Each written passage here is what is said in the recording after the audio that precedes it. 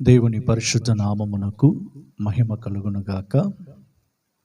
ఆశీర్వదించబడిన ఈ మంచి సమయములో మరి దేవుని సన్నిధిలో కొంతసేపు ప్రార్థన చేయడానికి ప్రభు మనకు కృప చూపాడు. అందును బట్టి మరి నేను దేవునికి కృతజ్ఞుడనై ఉన్నాను.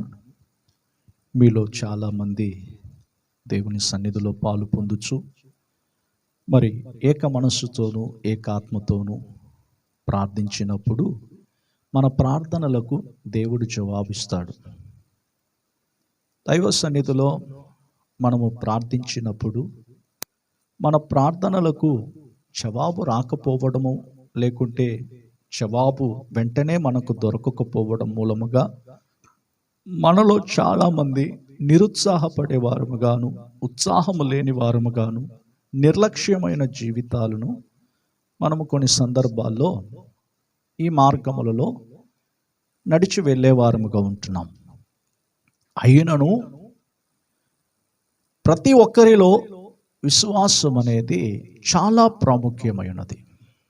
విశ్వాసము లేని వారు దేవునికి ఇష్టలయ్యుండుట అసాధ్యము అని చెప్పబడిన వాక్య ప్రకారముగా మనము గమనించినప్పుడు ప్రతి క్రైస్తవుని జీవితంలో విశ్వాసం అనేది చాలా చాలా ప్రాముఖ్యమై ఉన్నది.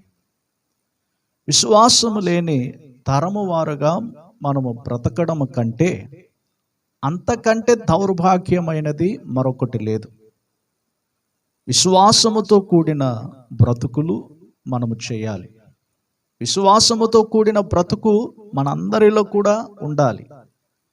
ప్రభువును నమ్ముకున్న తర్వాత మనలో విశ్వాసం అనేది పరిపూర్ణముగా మారాలి.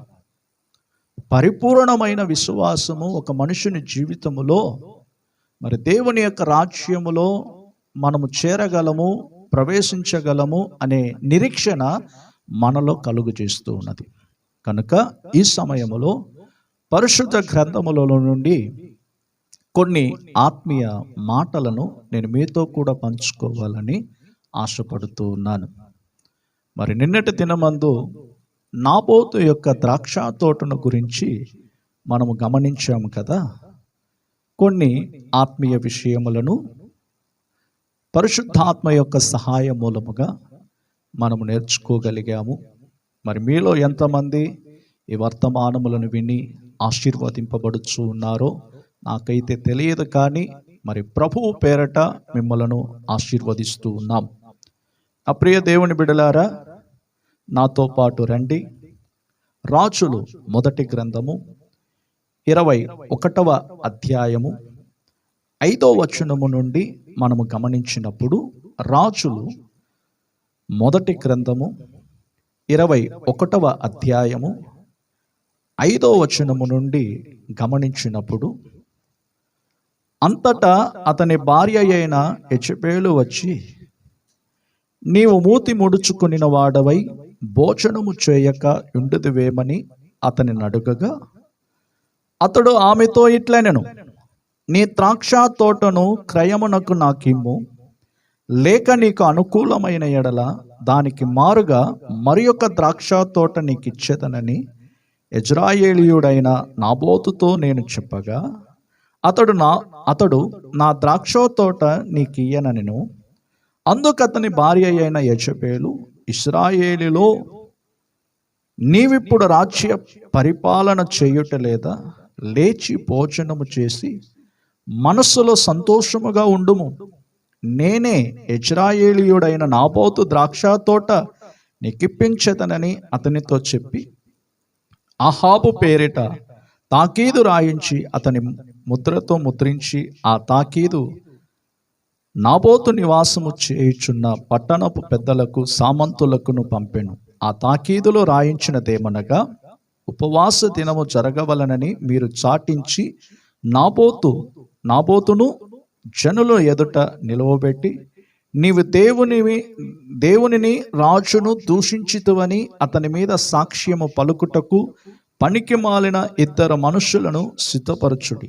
తీర్పు అయిన మీదట అతని బయటికి తీసుకుని పోయి రాళ్లతో చావగొట్టుడి.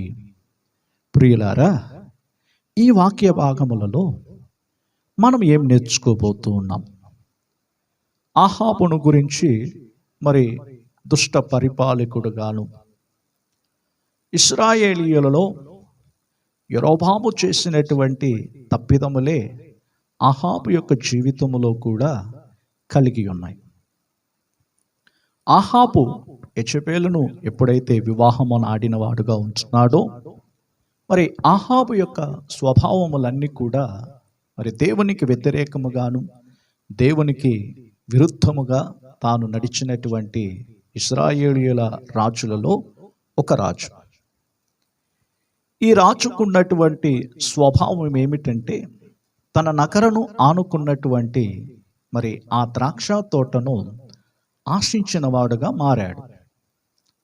ఎప్పుడైతే మనది కానిది మనము ఆశించే వారముగా ఉంటున్నామో, మన హృదయములలో చెడు స్వభావములనేవి ఏర్పరచబడుట కొరకు, రూపించబడుట కొరకు మనమే కారకులంగా మారుచూ ఉన్నాం. ఆహాబు యొక్క జీవితము మనకు దేనికి సూచనగా చూపిస్తూ ఉన్నదంటే,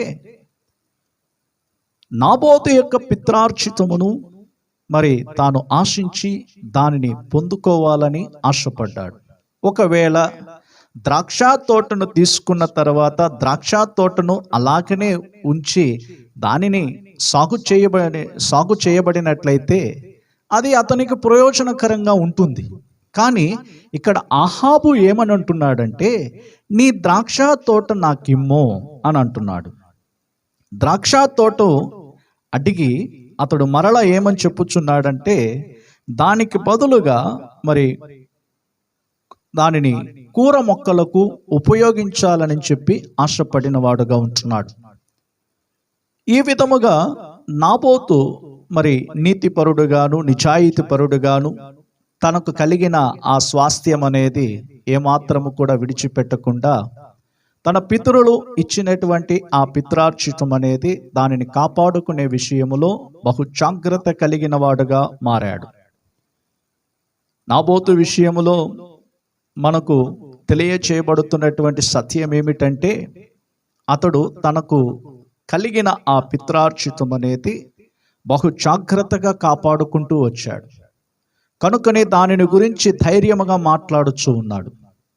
మరి ఆహాబు అన్యాయముగా నాబోతు యొక్క ద్రాక్ష తోటను తీసుకోవాలని చెప్పి పన్నాగము పన్నినటువంటి ఆ వ్యక్తి జీవితములో మరి ఎందు నిమిత్తముగా ఇటువంటి స్వభావములనేవి అతనిలో ఏర్పడినవి అని మనం గమనించినట్లయితే, ఒక అన్యురాలైనటువంటి యెజెబెలు మరి వివాహము ఆడినందు మూలముగా ఆహాబు యొక్క స్వభావములనేవి అన్య విధములైనటువంటి చెడు స్వభావములు కలిగిన వాడుగా మారుటకు గల కారకుడుగా మనము ఇక్కడ గమనించుచూ ఉన్నాం. యెజెబెలును గురించి మనము గమనించినట్లయితే, యెజెబెలు యొక్క స్వభావములు కానివ్వండి, యెజెబెలు యొక్క ప్రవర్తన కానివ్వండి, మరి యెజెబెలును గురించి మనము పలు విధాలుగా పలు వ్యాఖ్యానములనేవి దైవ సేవకులు చేస్తూ ఉన్నప్పటికీ ఇక్కడ మనము గమనించవలసినటువంటి అంశం ఏమిటంటే, నాబోతును చంపించడానికి కూడా వెనుకాడనటువంటి ఒక స్త్రీగా ఇక్కడ గమనించుతూ ఉన్నాం. ఆహాబుకు సహాయము చేయుచూ ఉన్నది. నీవు ఇశ్రాయేలీయులలో పరిపాలన చేయడం లేదా? నీవు ఒక రాజువే కదా, నీ రాజ్య పరిపాలన నువ్వు చేస్తూ ఉన్నావు కదా. మరి నాబోతు ఈ మాట చెప్పినప్పుడు నువ్వెందుకు బాధపడుచూ ఉన్నావని చెప్పి యెజెబెలు భర్తకు పలు రకాలుగా ఓదారుస్తూ ఉన్నది. ఇక్కడ ఓదార్చుచున్నటువంటి కార్యములను యెజెబెలు చేస్తూ ఉన్నది. ఈ రోజుల్లో కూడా కుటుంబ జీవితాలలో మనం చూస్తూ ఉన్నప్పుడు మరి పలు రకాలుగా పలు విధములైనటువంటి క్రియలకు చాలామంది బానిసలు అయిపోతూ ఉన్నారు. దాని మూలముగా అసూయ, ద్వేషము, పగ, ఈర్ష ఇవన్నీ కూడా కలుగుచూ ఉన్నాయి. ఏదైతే దానిని ఆశించుచూ ఉన్నారో అది వారికి దొరకనప్పుడు దాని మూలముగా కోపం అనేది పెంచుకుంటూ ఉన్నారు. నిన్నటి దినమందు వాటిని గురించి కొన్ని ఆత్మీయ మాటలను మరి దేవుని ఆత్మ సహాయం మూలముగా కొంతవరకు నేను వివరించగలిగాను. నా ప్రియ దేవుని ప్రజలారా, ఇక్కడ మనము గమనించుచున్నటువంటి మాటలు ఏమిటంటే, మరి యెజబెలు చేసినటువంటి పని ఇక్కడ ఈ అధ్యాయములో 8, 9, 10 వచనములలో మనం గమనించుచూ ఉన్నప్పుడు, నీవు దేవునిని రాజును దూషించితివని అతని మీద సాక్ష్యం పలుకుటకు పనికి మాలిన ఇద్దరు మనుష్యులను సిద్ధపరచుడి. ఇక్కడ పనికి మాలిన ఇద్దరు మనుష్యులు నాబోతును గురించి చెప్పుచున్న మాటలు ఏమిటంటే, అతడు దేవుణ్ణి దూషించాడంట, రాజును కూడా దూషించాడంట. దానికి సాక్షులుగా ఒక ఇద్దరిని ఏర్పరిచింది. ఎవరు? యెజబెలు. యెజబెలు ఏర్పరచబడిన తర్వాత ఆమె చేసినటువంటి పని, మరి నాబోతును చంపించడానికి కూడా వెనుకాడినటువంటి ఒక స్త్రీ. ఆమె హృదయం ఎంత భయంకరంగా ఉన్నదో మన అందరికీ బాగుగా తెలిసిన విషయములే. నా ప్రియ దేవుని ప్రజలారా, ఇక్కడ నాబోతును చంపించి నాబోతుకున్నటువంటి ద్రాక్ష తోటను మరి తీసుకున్నట్లుగా ఆ క్రింద వాక్య భాగములలో మనము గమనిస్తూ ఉన్నాం. నా ప్రియ దేవుని ప్రజలారా, దీని నుండి మనం ఏమి నేర్చుకుంటూ ఉన్నాము? మన జీవితాలలో దేవుడు మనకు అనుగ్రహించిన స్వాస్థ్యములనేవి మనము కాపాడుకోగలుగుతూ ఉన్నామా? దేవుడు మనకు రక్షణనిచ్చాడు, మారు మనసునిచ్చాడు, నేటి బాప్తిస్మమును తీసుకోవడానికి దేవుడు కృప చూపాడు, పరిశుద్ధాత్మ అన్య భాషలతో అభిషేకింపబడుటకు దేవుడు కృప చూపాడు. దేవుడు మనకిచ్చినటువంటి ఆత్మీయ వరములు, ఆత్మీయ ఫలములు ఇవన్నీ కూడా మనకు కలిగి ఉన్నప్పటికీ వీటిని కాపాడుకునే విషయములో మనము నిజాయితీ పరులుగాను, మరి ఏ విధముగా వాటిని మా దేవుడు మనకు అనుగ్రహించిన పిత్రార్జితమును కాపాడుకోగలుగుతూ ఉన్నామో అది మనం గమనించాలి. అయితే ఇక్కడ యెజబెలు ఏమంటున్నది? మరి ఇద్దరు పనికి మాలిన మనుషులను ఏర్పరిచి మరి నాబోతును చంపించింది. రాళ్లతో కొట్టి చంపబడినటువంటి సందర్భము, ఆ సంభవం అనేది ఇక్కడ మనము గమనిస్తూ ఉన్నాం. దానికి బదులుగా మరి ఏలియా ప్రవక్త ద్వారా ఆహాబు హెచ్చరింపబడ్డాడు. ఏలియా ప్రవక్త వచ్చిన తర్వాత ఆహాబు యొక్క ఇంటి వారిని చూసి, ఆహాబును చూసి, మరి దేవునికి వ్యతిరేకముగా ఎందుకు ఇలాగ చేస్తూ ఉన్నావని చెప్పి ఆహాబును అడిగినప్పుడు, అయ్యో నీ ఎదుట నేను, మరి ఆ క్రింద వచనములలో మనం గమనించేటప్పుడు మొదటి రాజుల గ్రంథము 21 అధ్యాయము 27వ వచనములో మనం చదువుతున్నప్పుడు, ఆహాబు ఆ మాటలు విని తన వస్త్రములను చింపుకొని గోనె పట్ట కట్టుకొని ఉపవాసము నుండి గోనె పట్ట మీద పరుండి వ్యాకుల పడుచు ఉండగా, మరి చూడండి ఆ పై వచనాలలో 23వ వచనము 24వ వచనములలో మరి ఏలియా ప్రవక్త ద్వారా హెచ్చరింపబడుతున్నటువంటి కార్యములు చెప్పబడుతూ ఉన్నాయి. ఇక్కడ ఆహాబు దురాశ కలిగిన వాడుగా మారిపోయాడు. తన నగరను ఆనుకున్నటువంటి ఆ ద్రాక్ష తోటను కూర మొక్కలకు అడిగిన ఒక వ్యక్తి ఎంత బుద్ధిహీనుడో చూడండి. ద్రాక్ష తోటకు ఉన్న విలువ ఏంటి? కూర మొక్కలకు పండించేటువంటి ఆ భూమికి ఉన్న విలువ ఏమిటి? ప్రియులారా, ఈ రోజుల్లో చాలా మంది శ్రేష్టమైన వాటిని విడిచిపెట్టి మరి శ్రేష్టము లేకుండా ఉన్న వాటిని, శ్రేష్టమే లేనటువంటి వాటి కొరకు ప్రజలు ప్రయాసపడుతూ ఉన్నారు. యేసు ప్రభు వారు ఒక మాట చెప్పాడు, మీరు క్షయమైన ఆహారము కొరకు కష్టపడకుడు గాని అక్షయమైన ఆహారము కొరకు మీరేం చేయండి? కష్టపడుడి అని యేసు ప్రభు వారు చెప్పారు. ఎంతమంది మనలో కష్టపడుతూ ఉన్నాం? క్షయమైన వాటి కొరకు మనం కష్టపడుతూ ఉన్నట్లయితే అక్షయమైన వాటిని మనం ఎలాగా పొందుకోగలము? క్షయమైన కార్యముల కొరకు మనము శ్రమ పడుతూ ఉన్నట్లయితే, క్షయమైన వాటి కొరకు మన సమయాన్ని వృధా చేస్తూ ఉన్నట్లయితే, క్షయమైనటువంటి వాటి నిమిత్తముగా మనము ప్రయాసపడుతూ ఉన్నట్లయితే, క్షయమైన వాటి కొరకు మనము ప్రాకులాడుతూ ఉన్నట్లయితే, అక్షయమైన వాటి కొరకు మనం ఎలాగా ఇంకా ఎక్కువగా శ్రమ పడాలో దానిని గురించి మనం గమనించాలి. ఈ రోజుల్లో అక్షయమైన వాటి కొరకు శ్రమ పడుటకు చాలామంది ఇష్టపడడం లేదు. క్షయమైన వాటి కొరకు, క్షయమైన ఆహారము కొరకు ఎంతమంది కష్టపడుతూ ఉన్నారు. మరి నాబోతు ద్రాక్ష తోటను కలిగి ఉన్నటువంటి ఒక వ్యక్తి ఆహాబు దానిని ఆశించాడు. ఆశించినంత మాత్రము కాదు, అతడు దురాశ కలిగిన వాడుగా మారిపోయాడు. ఇశ్రాయేలీయులు రాజ్య పరిపాలన చేసినటువంటి ఒక రాజుగా ఉన్నప్పటికీ ఆ దేశం అంతటిలో కూడా అతనికి సమస్తమును కలిగి ఉన్నప్పటికీ ఒక చిన్న ద్రాక్ష తోట కొరకు మరి ఒక మనిషినే చంపించాడు. చూడండి, ఈ రోజుల్లో కూడా చాలామంది చిన్న చిన్న వాటి కొరకు మరి ఎంత భయంకరమైనటువంటి వేదనతో కూడిన కార్యములు చేస్తూ ఉన్నారో మీరు గమనించగలరు. లోకములు అవే జరుగుతూ ఉన్నాయి. ప్రపంచములో ఎక్కడ చూసినా కూడా భయంకరమైనటువంటి సంభవాలు మన కనులారా చూస్తున్నాం, చెవులారా వింటూ ఉన్నాం. దురాశ, ఒక మనిషిని యొక్క జీవితంలో దురాశ అనేది కలిగి ఉన్నట్లయితే అతడు మొదటిగా అవిధేయత కలిగిన వాడుగా మారుతాడు. ఆహాబు యొక్క జీవితంలో మనం గమనించింది ఏంటంటే దురాశ ఒక మనిషిని జీవితంలోనికి వచ్చినప్పుడు వాడు అవిధేయత కలిగిన వాడుగా మారుతూ ఉన్నాడు.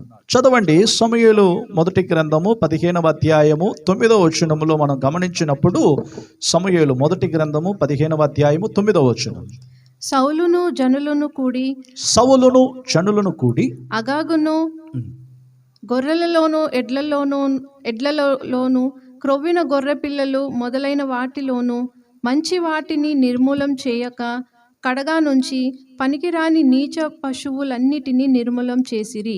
చూడండి, ఇక్కడ సౌలు యొక్క జీవితాన్ని నేను ఉదాహరణకు మీ ముందు ఉంచుతూ ఉన్నాను. సమూయేలు చెప్పాడు సౌలుతో, మరి దేవుని యొక్క ఆజ్ఞలను నెరవేర్చాలని చెప్పి సౌలుకు తెలియచేయబడినప్పటికీ సౌలు అవిధేయత మూలముగా సమూయేలు చెప్పిన మాటలను నిరాకరించి ఆజ్ఞను అతిక్రమించిన వాడుగా ఉంటున్నాడు. అవిధేయత ఒక మనుషుని జీవితంలోనికి వచ్చినప్పుడు, ఎందుకంటే దానికి ముందుగా దురాశ అనేది ఒకటి ఏర్పడింది. వాటిలో మంచి వాటిని తాను ఏర్పరచుకుని సిద్ధపరచుకున్నాడు, వాటిని దాచిపెట్టాడు. సమస్తమును నీవు నిర్మూలము చేయవలెను, అమాలేకీయులందరినీ కూడా నీవు నిర్మూలము చేయాలని సమూయేలు ద్వారా దేవుడు మరి సౌలుకు హెచ్చరింపు కలిగి ఉన్నప్పటికీ సౌలు చేసినటువంటి పని ఏమిటంటే వాటిలో మంచి వాటిని మరి ప్రక్కన పెట్టి మిగతా నీచమైన వాటిని అన్నిటిని కూడా అతడు ఏం చేశాడు? నిర్మూలన చేశాడు. నీచమైన వాటిని అన్నిటిని కూడా నిర్మూలన చేసేసాడు, మంచి వాటిని అన్నిటిని కూడా సమకూర్చుకున్నాడు. దురాశ, ఒక మనుషుని జీవితంలో దురాశ అనేది కలిగి ఉన్నట్లయితే మొట్టమొదటిగా అతడు అవిధేయుడుగా మారుతూ ఉన్నాడు. మీరు గమనించండి, లోకములో ఎవరైతే దురాశ కలిగిన వారుగా ఉంటున్నారో వారి బ్రతుకులలో అవిధేయత కలిగిన వారుగా మారుతున్నారు. దేవునికి లోబడరు, దేవుని మాటలకు చెవియొగ్గరు, దేవుడంటే భయం లేని వారుగా మారుతూ ఉంటారు.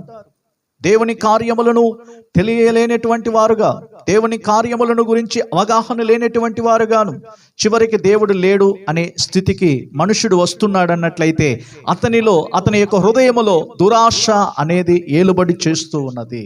అందుకనే అతడు ఏం చేస్తూ ఉన్నాడు?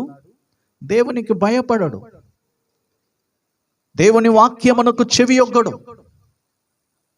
నీచమైన వాటిని అన్నిటిని కూడా నిర్మూలన చేశాడు సౌలు, కానీ మంచి వాటిని అన్నిటిని కూడా సమకూర్చుకున్నాడు. అడిగితే ఏమని చెప్తూ ఉన్నాడు? ఇవి దేవునికి బలి ఇవ్వాలి అని చెప్పి సమూయేలుతో చెప్పుచూ ఉన్నాడు. మరి సమూయేలు అంటున్నాడు, నేను అన్నిటిని నిర్మూలన చేయమని చెప్పాను కదా, కానీ నువ్వేం చేసావు? మంచి వాటిని అన్నిటిని కూడా ప్రక్కన పెట్టి, క్రొవ్విన వాటిని అన్నిటిని కూడా ప్రక్కన పెట్టి నీచమైన వాటిని నిర్మూలన చేశాడు. ఈ రోజుల్లో క్రైస్తవ బ్రతుకులలో కూడా చాలామంది దేవునికి ఇష్టమైన వాటిని మరి చేయకుండా దేవునికి ఇష్టం లేని కార్యములలో నిమగ్నమై సమయాన్ని వృధా చేసేవారుగా మారుతూ ఉన్నారు. నా ప్రియ దేవుని బిడ్డలారా, నీవు నేను మరి ఏ విధముగా దురాశ అనేది లేకుండా దేవునికి విధేయత కలిగిన వారముగా ఉండాలి. దురాశ ఒక మనుషుని జీవితంలో అవిధేయతకు నడిపించుచు ఉన్నది. రెండవదిగా మనము గమనించినప్పుడు 2 రాజుల గ్రంథము 5వ అధ్యాయము 20వ వచనములో, 2 రాజుల గ్రంథము 5వ అధ్యాయము 20వ వచనములో, అంతటా దైవజనుడైన ఎలీషాకు సేవకుడగు గెహాజీ, సిరియనుడైన ఈ నయమాను తీసుకొని వచ్చిన వాటిని అంగీకరించుటకు నా యజమానునికి మనస్సు లేకపోయెను గాని, యెహోవా జీవము తోడు, నేను పరుగెత్తుకొని పోయి అతని కలుసుకొని అతని యొద్ద ఏదైనాను తీసుకొందుననుకొని. చూడండి, ఎలీషా శిష్యుడైన గేహాజీని గురించి ఇక్కడ చెప్పబడుతూ ఉన్నది. గేహాజీ కూడా దురాశ కలిగిన వాడుగా మారాడు. న్యాయము కాని క్రియలు. ఎలీషాకు మరి న్యాయముగా గమనించినప్పుడు, నయమానును బాగు చేసినప్పుడు నయమాను కొన్ని కానుకలు తీసుకుని వచ్చాడు. కానీ ఎలీషా వాటిని వద్దని త్రోసివేశాడు. ఎలీషా శిష్యుడైన గేహాజీ ఏం చేశాడు? వాటిని ఆశించాడు. అందుకని ఎలీషా ఏమని చెప్తూ ఉన్నాడు? నీవు వెళ్ళినప్పుడు నీతో పాటు నా మనసు, నా హృదయం నీతో కూడా వచ్చింది కదా అన్నట్టుగా అక్కడ మనం గమనిస్తూ ఉన్నాం. నా ప్రియ దేవుని బిడలారా, గేహాజీకి సంభవించిన కార్యములేమిటో ఆ అధ్యాయం అంతటిలో కూడా మనము చదవగలం. నయమానుకు కలిగిన కుష్ఠరోగమే గేహాజీ కూడా పట్టింది. ఈ రోజుల్లో మనము కూడా బహు జాగ్రత్త కలిగిన వారముగా ఉండాలి. దురాశ మొదటిగా ఒక మనుషుణ్ణి అవిధేయతలోనికి నడిపిస్తూ ఉన్నది. రెండవదిగా న్యాయము కాని క్రియలకు అతడు బానిసుడుగా మారిపోతూ ఉన్నాడు. మూడవదిగా మనము గమనించినట్లయితే లూకా సువార్త 16వ అధ్యాయం 14వ వచనములో అపహసించుట అనే విషయాన్ని అక్కడ మనం చూస్తూ ఉన్నాం. ధనాపేక్ష గల పరిసయ్యులు ఈ మాటలు విని విని ఆయనను అపహసించుచుండగా. ధనాపేక్ష ఒక మనిషిని జీవితములో ఇతరులను అపహసించే కార్యములు జరుగుతూ ఉన్నాయి. దురాశ అనేది ఒకటి కలిగినప్పుడు అవిధేయతగా మారుచూ ఉన్నాడు. న్యాయము కాని క్రియలు జరిగించుచూ ఉన్నాడు.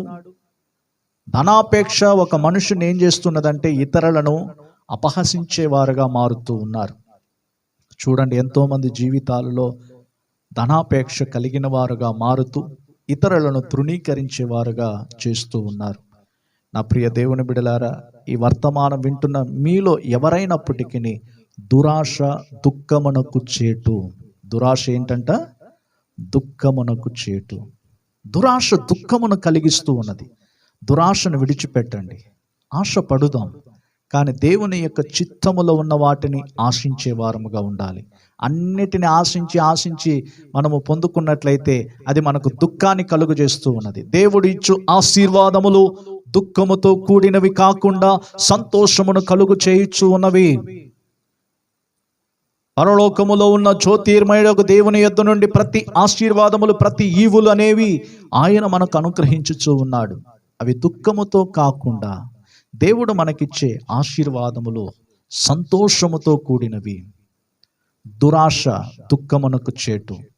కనుక నా ప్రియ దేవుని ప్రజలారా, ఎలీషా ఆహాబును ఎదుర్కొన్నప్పుడు, మరి ఆ కార్యములన్నిటిని గురించి చెప్పినప్పుడు ఆహాబు ఏం చేశాడంటే పశ్చాత్తాపపడి మరి దేవుని సన్నిధిలో కనిపెట్టినప్పుడు ఏలియా ద్వారా మరలా తెలియచేయబడిన మాటలు, ఇది నీ కాలములో జరగదు, నీ కుమారుల కాలములో జరుగునని చెప్పి ఆ అధ్యాయము ముగించబడింది.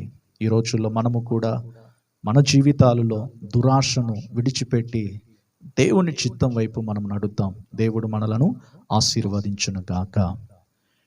ప్రేమ కలిగిన మా పరలోకపు తండ్రి, ఆశీర్వదించబడిన ఈ మంచి సమయములో నాబోతు యొక్క ద్రాక్ష తోటను గురించి కొన్ని ఆత్మీయ విషయములను మీరు మాకు పరిశుద్ధాత్మ సహాయం మూలముగా బయలుపరిచినందుకు స్తోత్రాలు. ఈ వర్తమానాన్ని ఎవరైతే వింటూ ఉన్నారో వారి బ్రతుకులలో ఒక గొప్ప మార్పు కలగాలి. మేమందరము కూడా తండ్రి దురాశను విడిచిపెట్టి మీ చిత్తం వైపు మేము నడిచేవారముగా మమ్మల్ని నడిపించండి. ప్రతి కుటుంబములో ఉన్న ప్రతి వ్యక్తి యొక్క జీవితాలలో ఒక గొప్ప మార్పు కలగాలని ప్రార్థిస్తూ ఉన్నాము. ఏ విధముగా ప్రభువా ఆహాబు, నాబోతు, యెజెబెలు ఏలియాను గురించి మరి 21వ అధ్యాయం అంతటిలో కూడా మేము పరిశీలించినప్పుడు మా జీవితాలలో ప్రభువా దురాశ అనేది ఉండకూడదని మీరు మాకు బోధించారు.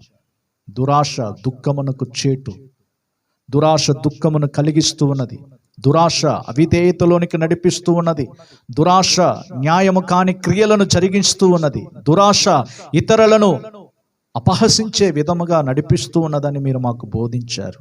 అవును తండ్రి, ఈ క్రైస్తవ జీవితంలో దురాశలు లేకుండా దేవా మీ చిత్తం మాత్రం మాలో జరిగించమని ప్రార్థిస్తూ, ఎవరైతే ఈ వర్తమానములను విని ఆశీర్వదింపబడుతూ ఉన్నారో వారి కుటుంబాలలో ప్రభువా నెమ్మదిని సమాధానమును మీరు కలుగు చేయండి. ప్రతి కుటుంబాన్ని మీ నామము ద్వారా ప్రభువా ఆశీర్వదింపబడాలని మేము ప్రార్థిస్తూ ఉన్నాం. దేశాన్ని బాగు చేయండి, దేశములో క్షేమమును కలుగు చేయండి. దేశము కొరకు ప్రభువా ఇంకను దైవజనులు అనేకులు ప్రార్థనలు చేస్తూ ఉన్నారు. వారి ప్రార్థనలన్నీ కూడా మీరు ఆలకించండి. ప్రతి విశ్వాసి కుటుంబాన్ని ప్రభువా మీరు జ్ఞాపకం చేసుకునండి. అదే సమయంలో నూతన ఆత్మలో రక్షింపబడాలని ప్రభువా మా వంతు ప్రభువా మీ సన్నిధిలో విజ్ఞాపన చేయడానికి మీరు ఇచ్చిన కృప కొరకు స్తోత్రాలు. మిగతా సమయం అంతటిలో మీరు తోడుగా ఉండి నడిపించండి. సమస్త స్తుతి ఘనత మహిమ ప్రభావములు మీరే పొందుకోమని యేసు నామములో ప్రార్థించుచున్నాము తండ్రి, ఆమేన్. సమస్త జ్ఞానములకు మించిన దేవుని యొక్క సమాధానం మనందరికీ తోడయుండును గాక. ఆమేన్. Praise the lord.